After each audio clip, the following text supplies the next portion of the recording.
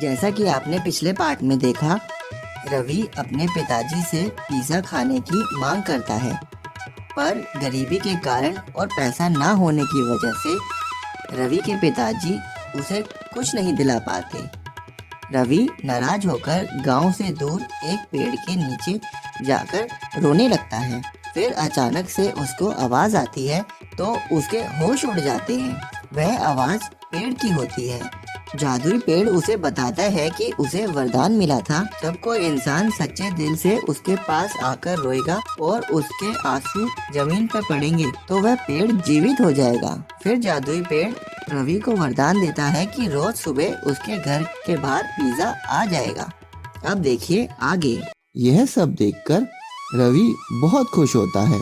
वह सभी पिज़्ज़ा के बॉक्स उठा लेता है और सभी गरीब बच्चों में बांट देता है और खुद भी खा लेता है। ऐसा कई दिनों तक चलता है। अब रवि के घर के बाहर रोज जादुई ड्रोन आते और पिज़्ज़ा की बारिश कर कर चले जाते। रवि बहुत ही खुश होता। फिर रवि के पिताजी कुछ पिज़्ज़ा तो गरीब बच्चों में बांट देते और बाकी पिज़्ज़ाओं को दूसरे गांव में जाकर बेच देते। ऐसे ही रवि के पिताजी का पिज़्ज़ा का काम बहुत अच्छा चलने लगा था। वहीं दूसरी तरफ पिज़्ज़ा वाले का काम बिल्कुल ही कम हो गया था। गांव में कोई भी बच्चा अब पिज़्ज़ा नहीं लेता था, क्योंकि उन्हें तो रवि के घर से फ्री में पिज़्ज़ा मिल जाता था। इसलिए पिज़्ज़ा वाले का काम बिल्कुल ही ना के बराबर हो गया था। उसे समझ ही नहीं आ रहा था कि अचानक से गांव के बच्चों को क्या हुआ है कि उन्होंने पिज़्ज़ा खाना ही बंद कर दिया। फिर एक दिन रवि अपने दोस्त से बात कर रहा होता है। रवि भाई, तुम्हारा पिज़्ज़ा खाकर तो मज़ा ही आ गया। तुम इतने सारे पिज़्ज़ा कहाँ से लाते हो? तुमने तो हमारी रोज की पार्टी कर दी। अब तो हमें रोज पिज़्ज़ा खाने को मिलता है। तुम हमारे सच्चे मित्र हो। यह सब बातें दूर खड़े होकर पिज़्ज़ा वाला सुन रहा होता है। हाँ दोस्तों, मैंने तो कुछ भी नहीं किया। पता है तुम्हें, गांव के बाहर जो बड़ा पेड़ है वह जादुई है और बोलता भी है। वही मेरे घर रोज पिज़्ज़ा पहुंचाता है। क्या जादुई पेड़? कहीं वह भूत तो नहीं? नहीं, वह पेड़ तो बहुत ही अच्छा है। उस पेड़ ने मुझसे कहा, जो भी सच्चे मन से पेड़ के नीचे जाकर रोता है वह उसकी सारी इच्छाओं को पूरी कर देता है। यह सब बातें पिज़्ज़ा वाला सुन रहा होता है। जादुई पेड़ की बात सुनकर उसके तो मानो होश ही उड़ जाते हैं और उसके मन में लालच आ जाता है। वह तुरंत उसी समय उसी पेड़ के नीचे जाता है और जोर जोर से रोने लगता है। मैं क्या करूं? तभी उस पेड़ की आवाज उसे सुनाई देती है। क्या हुआ तुम्हें? तुम क्यों रो रहे हो? वह पेड़ की तरफ देखता है और कहता है, पेड़ बाबा, मैं क्या करूं? मुझे भी बहुत से पिज़्ज़ा चाहिए ताकि मैं भी पिज़्ज़ा की दुकान खोल सकूं। पेड़ उसके मन के लालच को समझ जाता है और उसे कहता है, जैसा तुम चाहते हो वैसा ही होगा। फिर वह लालची पिज़्ज़ा वाला बहुत खुश होता है और जल्दी से अपने घर आ जाता है। फिर अगली सुबह बहुत से जादुई ड्रोन उसके घर के ऊपर मंडराने लगते हैं और पिज़्ज़ा की बारिश होने लगती है। पर अब की बार पिज़्ज़ा बिना डब्बे के होने के कारण पिज़्ज़ा ऐसे ही जमीन पर गिरने लगते हैं। लालची पिज़्ज़ा वाला खुशी खुशी घर से बाहर निकलकर देखता है तो पिज़्ज़ा की मिर्च वाली चटनी उसके मुंह पर गिर जाती है और उसके आँख में चली जाती है। उसके सारे घर के बाहर चटनी और पिज़्ज़ा गिरे हुए होते हैं और उसके बहुत नुकसान होता है। उसकी आँख में चटनी जाने के कारण उसकी आँख भी फूट जाती है। आखिरकार लालच करने के कारण पिज्जा वाले को ना तो कोई पिज्जा की दुकान खोलने को मिली और अपनी आग से भी हाथ धोना पड़ा। हेलो गाइस, अगर वीडियो पसंद आई हो तो भाई इसको लाइक शेयर एंड सब्सक्राइब जरूर कर देना और तीनों चीज लगातार करते रहो और आपको मिलती रहेगी इस चैनल पे ऐसे ही मजेदार वीडियोस। तो मिलते हैं नेक्स्ट वीडियो में, तब तक के लिए टेक केयर। एक समय की बात है, चमनपुर शहर में नेहा नाम की बच्ची अपने माता पिता के साथ रहा करती थी। नेहा घर में इकलौती बच्ची थी। इकलौती होने के कारण वह बहुत ही अकेली रहा करती थी। नेहा का कोई दोस्त न था। वह हमेशा यह ही सोचती थी कि काश उसका कोई भाई होता तो कितना अच्छा होता। वह हमेशा अपनी मम्मी से इसी बारे में शिकायत करती रहती थी। नेहा को उदास देखकर उसके माता पिता को बिल्कुल भी अच्छा नहीं लगता था। वह हमेशा नेहा को यह ही समझाते थे कि बेटा, जिंदगी में हमें जो भी कुछ मिला है भगवान का हमें शुक्रिया करना चाहिए। पर नेहा को तो जैसे कुछ समझ ही नहीं आता था। फिर एक दिन की बात है कि नेहा अपने घर के पास ही एक पार्क में घूम रही होती है। तभी वहां नेहा की दोस्त रूपाली आ जाती है और नेहा से बात करने लगती है। रूपाली बताती है कि रक्षाबंधन आने वाला है और वह अपने भाई को राखी बांधेगी और साथ ही अपने रिश्तेदारों के घर भी जाकर रक्षाबंधन मनाएगी। वहाँ भी उसके बहुत सारे भाई हैं। यह सब सुनकर नेहा को बिल्कुल भी अच्छा नहीं लगता। भाई ना होने के कारण उसे समझ ही नहीं आ रहा होता है कि वह किसके साथ रक्षाबंधन मनाए। रूपाली की बातें सुनकर नेहा बहुत ही ज्यादा उदास हो जाती है और उदास मन से ही घर वापस आ जाती है। घर आकर नेहा की माँ उससे पूछती है कि क्या हुआ, तुम उदास क्यों हो? पर नेहा कुछ नहीं बोलती और चुपचाप अपने कमरे में चली जाती है। फिर अगले दिन नेहा बाजार से घर आ रही होती है। तभी उसके कानों में एक कुत्ते के बच्चे की आवाज आती है, जैसे कि मानो वह मदद के लिए बुला रहा हो। नेहा यहाँ वहाँ देखती है पर उसे कोई नहीं दिखता। फिर उसे अपने सामने एक बहुत बड़ा डस्टबिन दिखाई देता है। नेहा सोचती है शायद वो पपी उस डस्टबिन के पीछे ही फंसा है। वह जल्दी से डस्टबिन की तरफ जाती है। डस्टबिन के पीछे जाकर देखती है तो उसके होश उड़ जाते हैं। डस्टबिन के पीछे एक छोटा सा पप्पी बैठा हुआ होता है, जिसका एक पैर गटर की जाली में फंस गया होता है। यह देखकर नेहा बहुत घबरा जाती है और साथ ही उस पप्पी को देखकर बहुत दुखी भी हो जाती है और यह सोचती है कि उसकी मदद कैसे की जाए। फिर वह उसके पास जाती है और पहले तो उसके सर पर हाथ फेरती है और फिर उसका पैर निकालने की कोशिश करती है। ऐसे ही नेहा को 2 घंटे लग जाते हैं पप्पी की मदद करते करते। आखिर में नेहा अपने मकसद में कामयाब हो जाती है और पप्पी का पैर बाहर निकल आता है। यह सब देखकर नेहा बहुत खुश होती है, पर पप्पी के पैर पर चोट आ जाने के कारण नेहा को पप्पी पर बहुत दया आती है और वह उसे अपने घर ले जाने का फैसला करती है। नेहा पप्पी को उठाकर अपने घर ले आती है।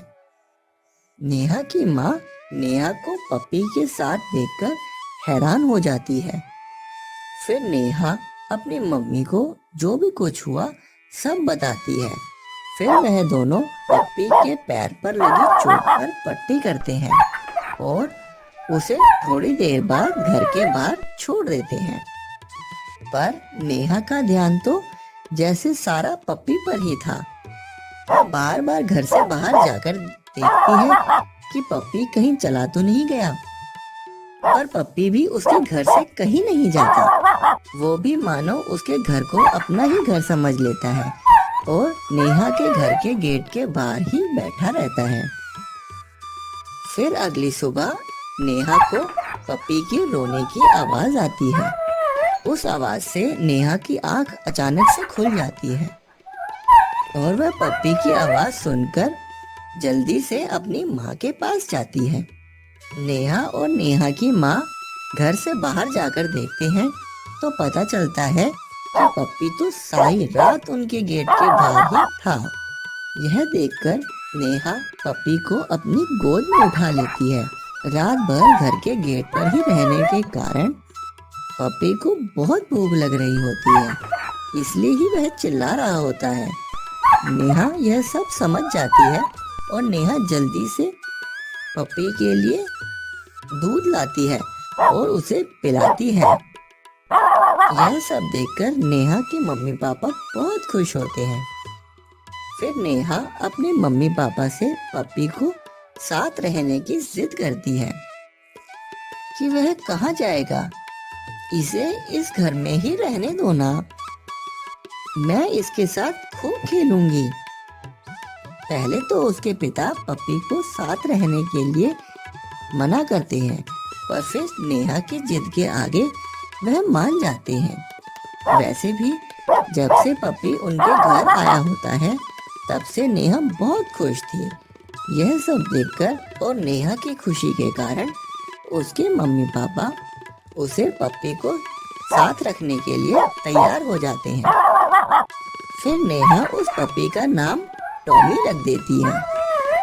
हेलो गाइस, भाई रक्षाबंधन की एनिमेटेड वीडियो जो है आ गई है, इसको जाके चेक करो। और आपने अभी तक देखी ली होगी, जब यहाँ तक वीडियो देखी है तो कैसी लगी भाई उसको कमेंट करके जरूर बताना। और ये जो नई पार्ट वाइज आएगी, मतलब 2 पार्ट हैं इस स्टोरी के। तो अभी तो एक फर्स्ट जो है डाली है और जो सेकंड है वो अगली मतलब वीक आ जाएगी। तो भाई दोनों को प्यार देना, दोनों को लाइक कर देना फटाफट। तो भाई रक्षाबंधन तक मतलब 30 तारीख तक, तब तक इस पे खूब सारे लाइक कर दो जितने ज्यादा हो सके। ज्यादा से ज्यादा शेयर करो भाई, जिस जिसको पसंद आई हो तो ज्यादा से ज्यादा शेयर करना। और मिलते हैं फिर अगली स्टोरी में।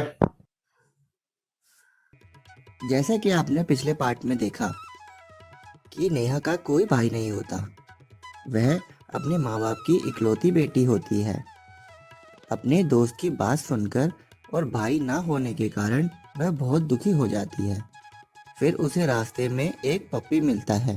पप्पी के पैर पर चोट लगने के कारण नेहा पप्पी का इलाज करवाती है और उसे अपने घर ले आती है। नेहा और उसकी माँ पप्पी के पैर पर पट्टी करके उसे घर से बाहर छोड़ देते हैं, पर पप्पी सारी रात वही उनके घर के बाहर ही बैठा रहता है। यह देखकर नेहा को पप्पी से बहुत प्यार हो जाता है और वह अपनी मम्मी और पापा से उसे घर पर ही रहने के लिए कहती है और उसके मम्मी पापा पप्पी को अपने साथ रखने के लिए तैयार हो जाते हैं। अब देखिए आगे।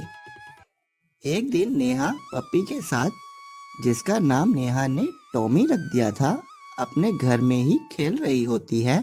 अब टॉमी के पैर की चोट भी बिल्कुल ठीक हो गई थी। तभी नेहा के घर के फोन की बेल बजती है। नेहा फौरन जाकर फोन उठाती है।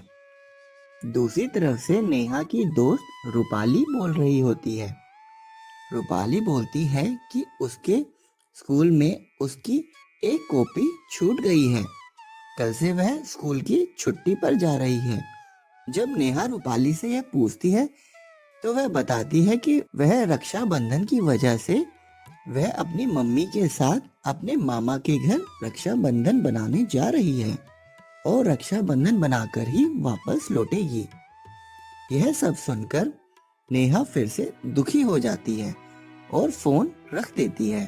फिर वही सब सोचने लगती है कि काश उसका कोई भाई होता तो वह भी रक्षाबंधन खुशी खुशी बनाती। तभी टॉमी खेलते खेलते नेहा के पैरों में लिपट जाता है, पर नेहा का मूड खराब होने के कारण नेहा टॉमी पर ध्यान ही नहीं देती और अपने कमरे में चली जाती है। टॉमी पहले तो नेहा की तरफ देखता है फिर अपना चेहरा नीचे कर लेता है, जैसे मानो कि वह भी नेहा की सारी फीलिंग समझ रहा हो, और नेहा के पीछे पीछे ही कमरे की तरफ चल पड़ता है। फिर अगले दिन नेहा चुपचाप अपने कमरे में दुखी मन से बैठी हुई होती है। उसका तो मानो किसी भी काम में मन ही नहीं लग रहा होता है। आज भी टॉमी अपने दोस्त नेहा के पास ही होता है। टॉमी भी आज बिल्कुल शांत होता है, जैसे मानो उसे सब समझ आ रहा हो कि नेहा क्यों दुखी है। यह सब देखकर नेहा की माँ वहां आ जाती है और नेहा को समझाने लगती है, पर नेहा तो कुछ ना सुनकर कमरे से बाहर चली जाती है। रक्षाबंधन वाले दिन सब लोग हंसी खुशी एक दूसरे के घर जा रहे होते हैं। वहीं दूसरी तरफ नेहा के घर नेहा आज भी उदास मन से घर में बैठी होती है। यह देखकर नेहा की मम्मी और पापा नेहा को बहुत समझाते हैं कि बेटा तुम दुखी मत हो। तभी नेहा के पापा नेहा के पास आते हैं। उनके हाथ में राखी होती है और वह नेहा से आकर कहते हैं कि तो ये राखी मुझे बांध दे, पर तू परेशान ना हो।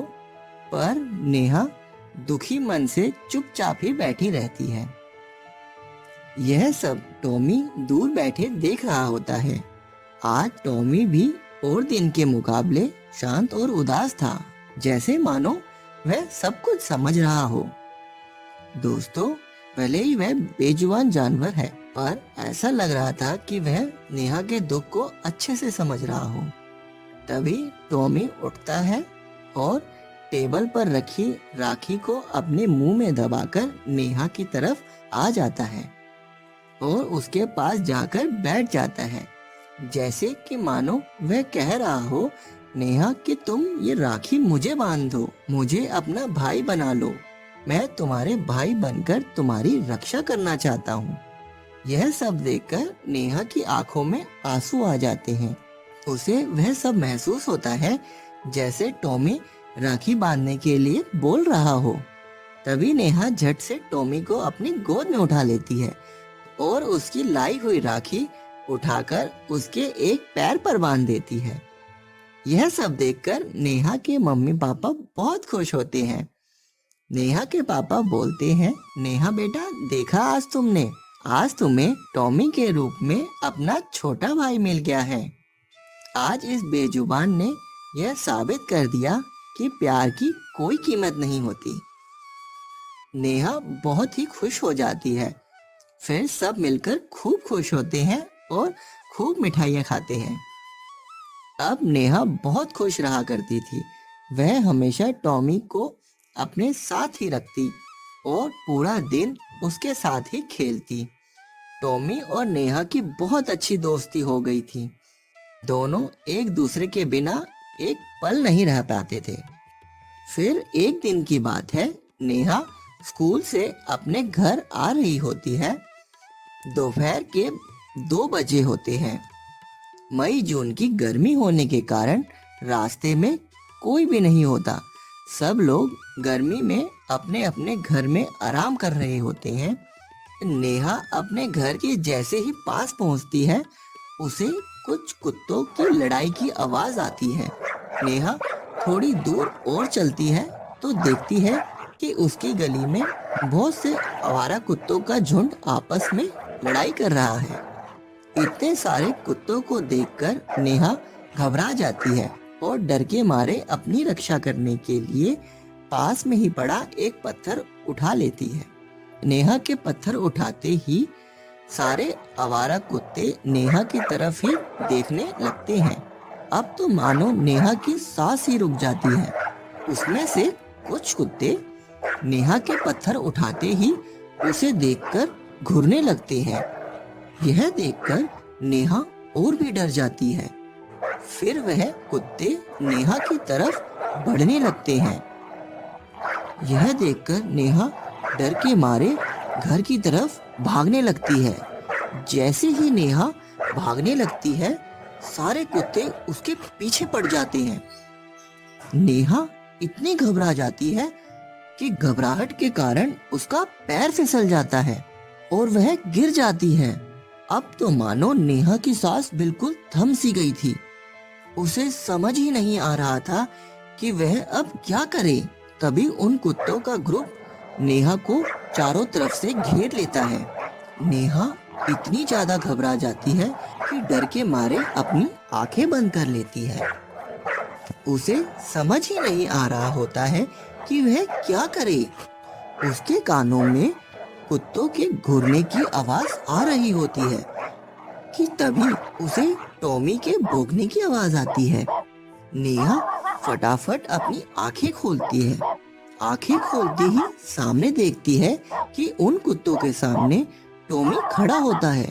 फिर सभी आवारा कुत्तों का ध्यान छोटे से मासूम टॉमी पर पड़ता है। पर टॉमी तो जैसे निडर होकर लड़ने को तैयार खड़ा होता है, जैसे कि मानो कोई भाई अपनी बहन की रक्षा करने को खड़ा हो। टॉमी को देखकर नेहा की हिम्मत बढ़ जाती है। तभी वह सारे कुत्ते टॉमी पर हमला कर देते हैं।